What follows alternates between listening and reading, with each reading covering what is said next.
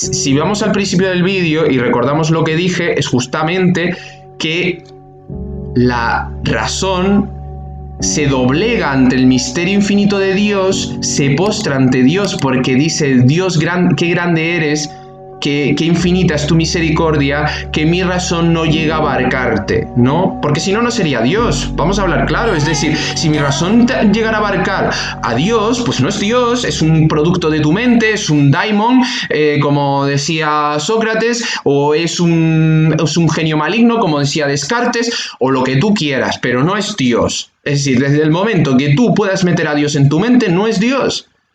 Porque con lo pequeña y corta que es tu inteligencia, si tú eres capaz de meter a Dios en tu mente, pues entonces ya apaga y vámonos. Entonces, ahora quiero recordar una anécdota de San Agustín que siempre me ha llamado y me ha impactado, porque de hecho San Agustín tiene un tratado, un ensayo, bueno, no es un ensayo, es más bien un tratado sistemático, en el que, titulado De Trinitate, o sea, sobre la Trinidad.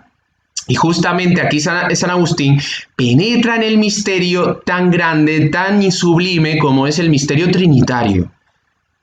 Y dice que San Agustín pues estaba pues pensando, reflexionando, y claro, hombre, un misterio tan grande como que un Dios, un solo Dios y tres personas, y esas tres personas que se comunican entre sí, y Padre, Hijo, Espíritu Santo, y que si hay procesiones intratrinitarias, que si hay una economía trinitaria en el mundo, hombre, son conceptos totalmente que dices, bueno, pues claro, evidentemente yo los puedo estudiar, porque para eso existe la teología, y tú puedes razonar la fe, y tú puedes estar, pero tú lo que no puedes decir es llegar a una conclusión porque estabas estudiando tú la Trinidad y decir, uy, qué complicado es esto, que esto no hay quien lo entienda, que esto, qué difícil, pues esto venga, fuera, esto lo quitamos porque esto es una complicación tan grande que mejor decir que es un Dios monolítico, único y ya está.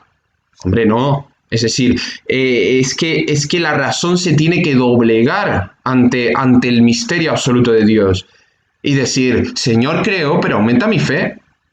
Se trata de eso, es decir, se trata de cuando tú dices, Señor, creo, pero aumenta mi fe, es la humillación de la razón de haber dado el paso, de haber acogido el don divino, la gracia divina de la fe, de la revelación de Dios, haber respondido que sí a Dios, haber dicho, creo en ti, Señor, creo en ti, en tu palabra, en tus obras, en tu salvación, y haber dicho que Dios es la verdad y la vida. Entonces, si digo que Dios es la verdad y la vida, no puedo dudar, porque ¿cómo me va? Es decir, el Catecismo de la Iglesia Católica nos lo dice claro, es decir, la fe es una obediencia. De hecho, nos dice el Catecismo de la Iglesia Católica, dice, la palabra obediencia viene del latín que justamente es ob audire, que significa justamente escuchar, es decir, es acoger lo que se escucha, ¿no? Entonces, justamente es esa obediencia a lo que me ha revelado Dios, es decir, es la obediencia de la fe. Entonces, luego el Catecismo de la Iglesia Católica nos dice, y eso que una vez has obedecido, tú estás certero, tú tienes la seguridad de que es verdadero porque Dios no puede engañarse ni engañarnos.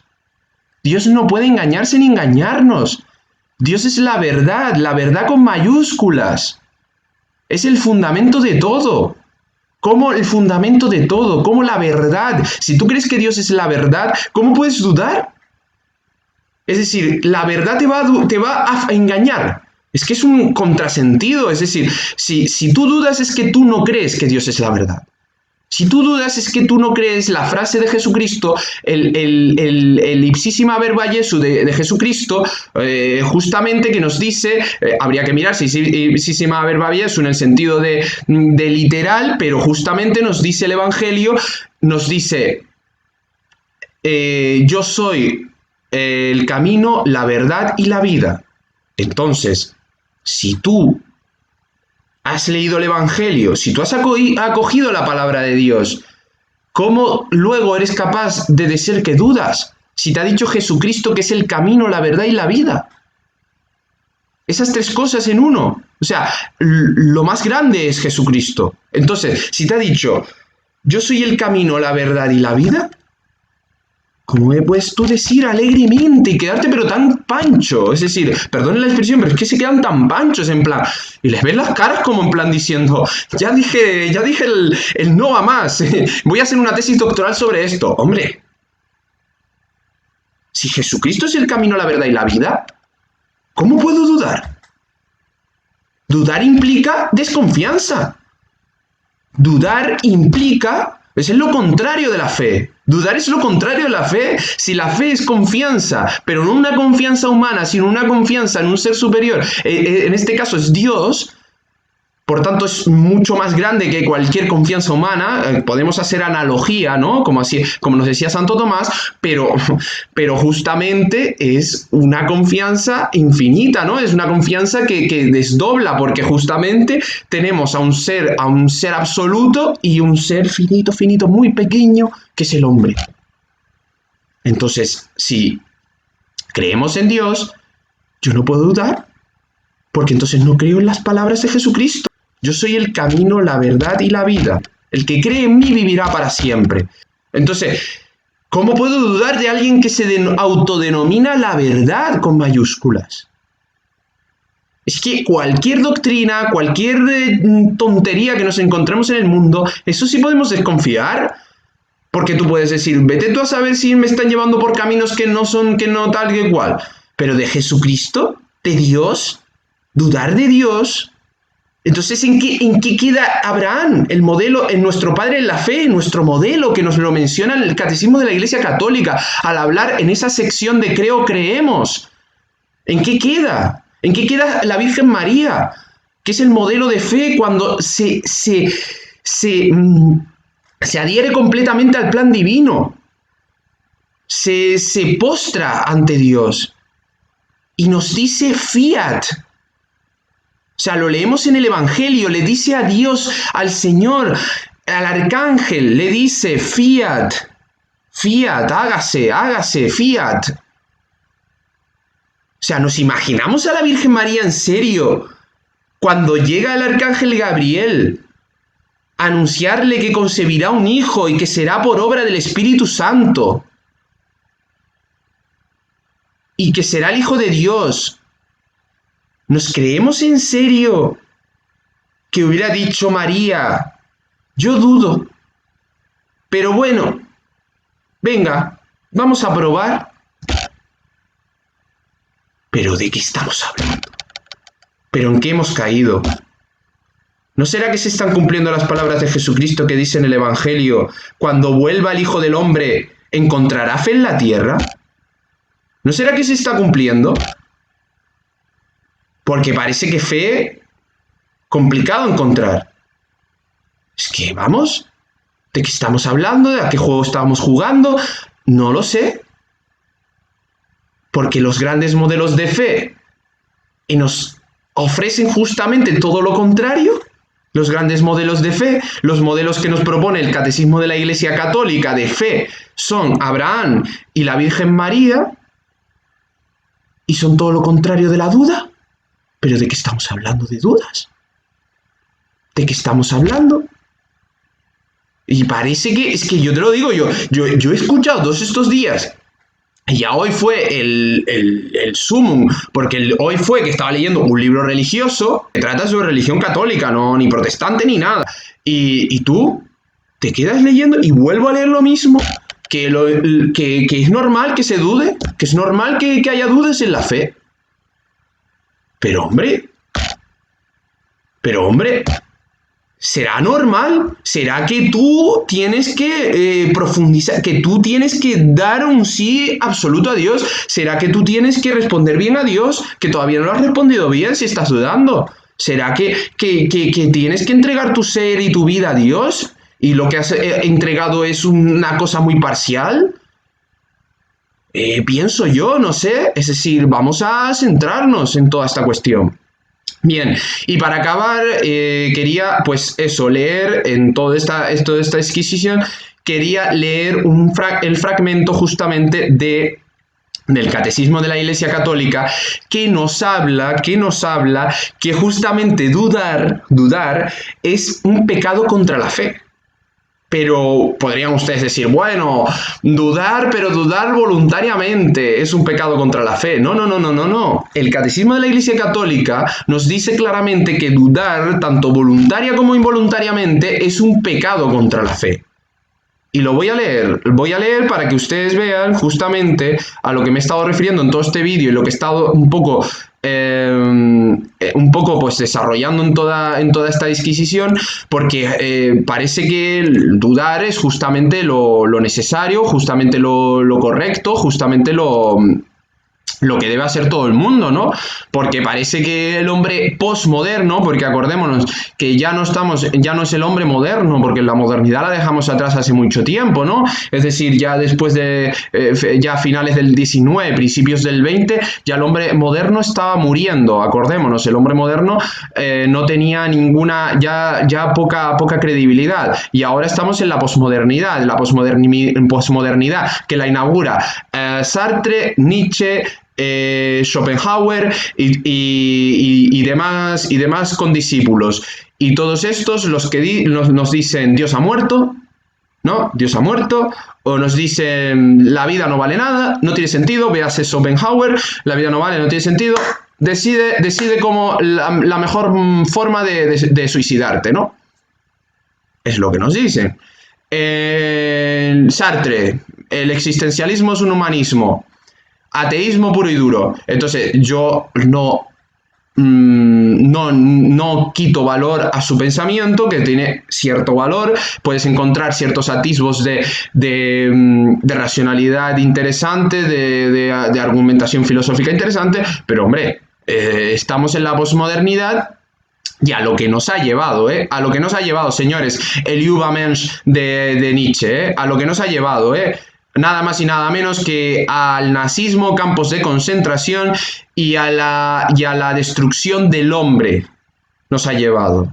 Entonces, y todavía parece que no hemos aprendido, parece que todavía no hemos aprendido, y al remontar después del nazismo parece que hemos vuelto a las mismas andadas. Bueno, pues veremos lo que nos espera, pero mientras lo vemos, vamos a leer justamente estos fragmentos del Catecismo de la Iglesia Católica. En esto vamos a ver que nos relata justamente, pues eso, el pecado contra la fe, ¿no? Vale, número 2088. El primer mandamiento nos pide que alimentemos y guardemos con prudencia y vigilancia nuestra fe, y que rechacemos todo lo que se opone a ella. Hay diversas maneras de pecar contra la fe. Bien, y aquí el Catecismo de la Iglesia Católica nos desglosa las diferentes formas de pecar contra la fe. Bien, la primera nos dice: la duda voluntaria respecto a la fe descuida o rechaza tener por verdadero lo que Dios ha revelado y la Iglesia propone creer. Ya estuve hablando todo el vídeo sobre esto. La duda involuntaria designa la vacilación en creer, la dificultad de superar las objeciones con respecto a la fe, o también la ansiedad suscitada por la oscuridad de ésta. Si la duda se fomenta deliberadamente, puede conducir a la ceguera del espíritu. Ya también estuve hablando tanto de la duda voluntaria como involuntaria. Y fíjense lo que nos dice el Catecismo de la Iglesia Católica. Nos dice justamente, si la duda se fomenta deliberadamente, puede conducir a la ceguera del espíritu. Es decir, justamente la ceguera del espíritu es cerrar completamente nuestra dimensión espiritual, cerrar completamente esa apertura trascendente que tiene el hombre hacia Dios y que lo define. Entonces, ¿por qué estamos definiendo y engañando al pueblo de Dios y diciendo que justamente la duda es humana y la duda es necesaria y la duda no sé qué? Claro, dudar es humano. Ahora, esto no se trata de una cuestión humana, esto no es cuestión humana, esto es cuestión divina. La fe es un don divino. La fe es una virtud teologal, no es algo humano. Entonces, claro, si fuéramos a construir una religión humana, diríamos, el fundamento de nuestra religión es dudar, pero esto no es una religión humana. Esto tiene un fundamento trascendente, que es Dios que se revela en la historia. Ya ha hecho una historia de salvación. Entonces, hombre, pero es que seguimos leyendo y nos dice, en el número 2089 nos dice el Catecismo de la Iglesia Católica: la incredulidad es el menosprecio de la verdad revelada o el rechazo voluntario de prestarle asentimiento. se llama herejía, y justo en los pecados contra la fe mete primero la incredulidad, luego la herejía. Se llama herejía la negación pertinaz, después de recibido el bautismo, de una verdad que ha de creerse con fe divina y católica, o la duda pertinaz sobre la misma. Y luego tenemos la apostasía. Apostasía es el rechazo total de la fe cristiana. Y luego tendríamos el cisma, el rechazo de la sujeción al sumo pontífice o de la comunión con los miembros de la Iglesia a él sometidos. Y aquí nos cita justamente el canon 751 del Código de Derecho Canónico.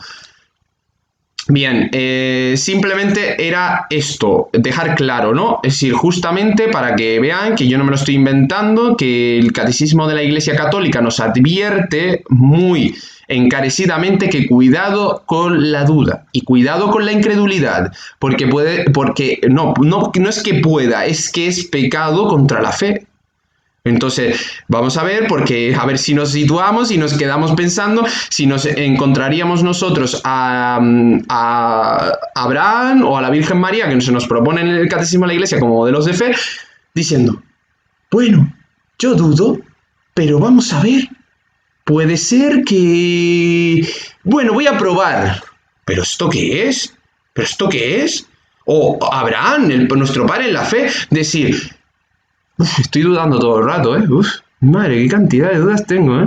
Voy por el camino buscando la tierra prometida y qué cantidad de dudas. Hombre, que Dios me ha prometido aquí una descendencia que será innumerable como las estrellas del cielo o la arena del mar, pero ¿cómo voy a tener yo? Por favor, Dios mío, que eso no lo voy a tener yo en la vida. Yo le dije que sí, a ver si caía la breva, pero vamos, que no creo que caiga, porque vete tú a saber, como que vete tú a saber, es que no es que vete tú a saber, sino que es que mi esposa Sara es estéril, o sea, ya me dirás tú a mí, mi esposa Sara estéril, voy a tener yo una descendencia como la innumerable como las estrellas del cielo o la arena del mar. Hombre, por favor, a ver si nos situamos ya y nos quedamos ya en lo que es la fe.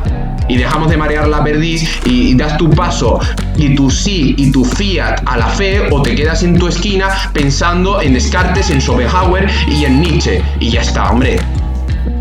Pues nada, que no me he enfadado, que yo hablo así. Bueno, nos vemos.